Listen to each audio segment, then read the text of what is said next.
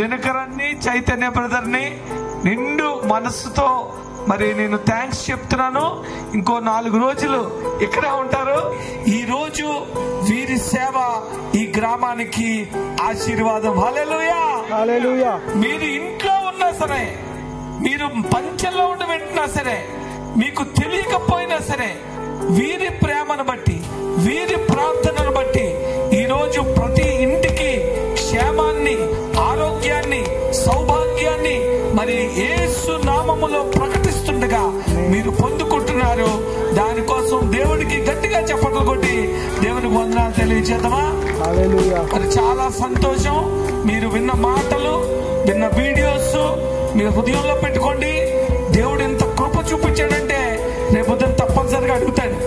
రేపొద్దున అడుగుతాడు, మాకు తెలియదండి అంటే చైతన్య గారు చూపిస్తాడు, దినకరణ గారు చూపిస్తాడు. అబ్బాయి, వాళ్ళు అమెరికాలో ఉద్యోగాలు వదులుకొని మీ దగ్గర పంపించా, మిమ్మల్ని ప్రేమించి మీ దగ్గరికి పంపించా, ఈ సువార్తను మీకు ప్రకటించా, ఆ సమయంలో మీరు కఠినమైన హృదయం కలిగి ఉన్నారు అని ఇది తీర్పులో కూడా వస్తుందని హెచ్చరిస్తా ఉన్నాను. వినపడుతున్నప్పటికీ కూడా నాకు కాదులే యేసు ప్రభు, నాకు కాదులే, నాకు కాదులే అని అనుకుంటున్నావేమో. ఈ భూమి మీద మనిషిగా పుట్టిన ప్రతి ఒక్కరు కూడా ఏదో ఒక పరిస్థితిలో ఆయన యొక్క అవసరం పడుతుందని నేను చెప్తున్నాను. ఆయన యొక్క అవసరం పడుతుంది.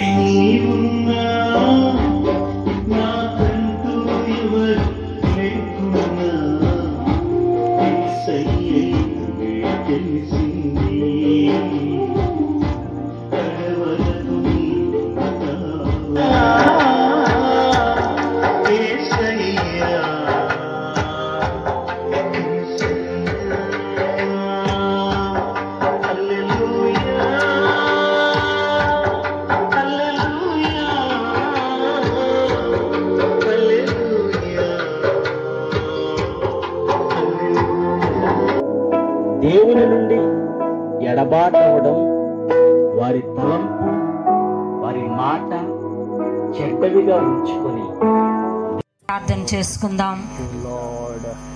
మహాపరిశుద్ధుడవు, మహోన్నతుడవు, జీవము కలిగిన మా పరలోకపు తండ్రి, గొప్ప దేవ, సర్వశక్తిమంతుడా, సర్వాధికారి, లోకాధికారి, న్యాయాధికారి, సన్నిధి నీది, సమయము నీది నాయన.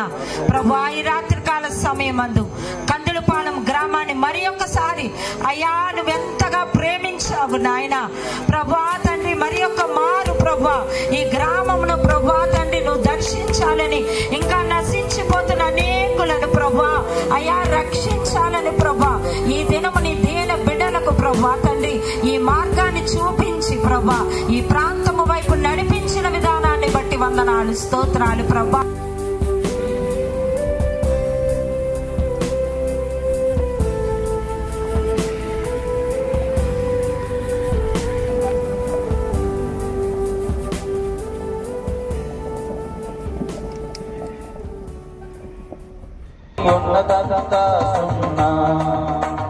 సిరివందని పూలనాడిన బలముందని విర్రవీగిన, సిరివందని పూలనాడిన బలముందని విర్రవీగిన, తీర్పు నన్ను చుచ్చెదవన మార్పు నన్ను త్వరపడుమన్నా.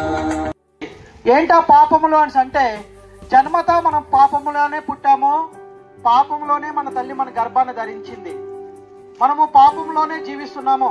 ఏ విధంగా అన్నట్లయితే మనం పుట్టడమే పాపం వల్ల పుట్టామంట. యేసుక్రీస్తు ప్రభువుని గురించి, ఇలాగా గ్రామాలకి ఆయన ప్రేమ గురించి, యేసు ప్రభు మన జీవితంలో చేర్చుకుంటే ఆశీర్వాదాలు ఎలా ఉంటాయి, మన చేతి పనులు ఆయన ఎలా దీవిస్తాడు, మన కష్టాజీతాన్ని ఎలా దీవిస్తాడు. మన ఊరికి ఒక ఎమ్మెల్యే వస్తున్నారు అనుకోండి, మనం అందరం కూడా ఏ విధంగా సంతోషిస్తామో, ఈ దినాన్ని అంతకన్నా ఎక్కువగా సంతోషించాల్సిన విషయం ఏంటి అని అంటే, లోక రక్షకుడు ప్రభువుని యేసుక్రీస్తు వారు నీ కోసము నా కోసము కూడా 2000 సంవత్సరాల క్రితం ఈ లోకానికి వచ్చి వాళ్ళందరినీ కూడా రక్షించడానికి ఆయన శిలువలో నీ కోసం నా కోసం కూడా ప్రాణం పెట్టాడు. ప్రియులారా,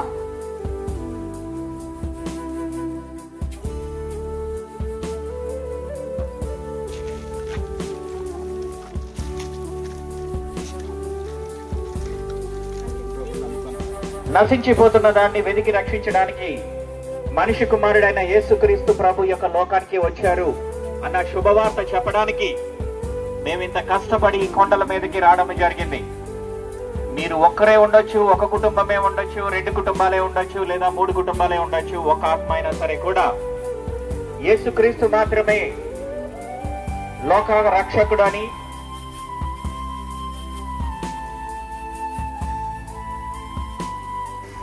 నువ్వు ఎంత ఆస్తులు సంపాదించినా సరే ఈ భూమి మీద ఉండిపోతాయి, కానీ మన వెనకాతల మన పాపంలోనే వస్తాయి. నేనేం పాపం చేయలేదని మనం అనుకోకూడదు. ఎందుకని అన్నట్లయితే పాపం లేని మనిషి భూమి మీద లేడు. ఎందుకని అంటే ఆయన ఆజ్ఞను అతిక్రమించి ఆయన మహిమను ఈ భూమి మీద ఏ ఒక్కరు కూడా పొందుకోలేకపోతున్నారని దేవుని యొక్క వాక్యం తెలియజేస్తుంది. ప్రియులారా,